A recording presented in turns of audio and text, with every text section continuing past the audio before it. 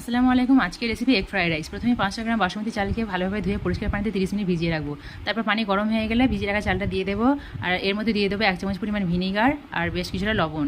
চালটা সিদ্ধ হয়ে গেলে ভালোভাবে ফ্যান ঝরিয়ে নেব। এবার একটা বাটিতে 3টে ডিম ভেঙে সামান্য লবণ আর গোলমরিচ দিয়ে ভালোভাবে ফেটিয়ে নেব। হাই ফ্লেমে কড়াইয়ে তেল দিয়ে ডিমটাকে ভেজে নেব আর কুচি কুচি করে কেটে তুলে নেব। ওই কড়াই বেশ অনেকটা পরিমাণ সাদা তেল দিয়ে একটা তেজপাতা, 2টো দারচিনির টুকরো, 3টে ছোটো এলাচ আর লবঙ্গ গোলমরিচ দিয়ে আদা কুচি রসুন কুচি দিয়ে কিছুক্ষণ ভেজে নেব। এবার কুচি করে রাখা বিন আর গাজর দিয়ে একটু ভেজে নেব। এদের কালারটা চেঞ্জ হয়ে গেলে দিয়ে দেবো ক্যাপসিকাম আর মটরশুঁটি। এগুলোকে 1 থেকে 2 মিনিট ভালোভাবে নাড়াচাড়া করে ভেজে নেব। ভাজা হয়ে গেলে মাছ ঝরিয়ে রাখা ভাতগুলো দিয়ে দেবো।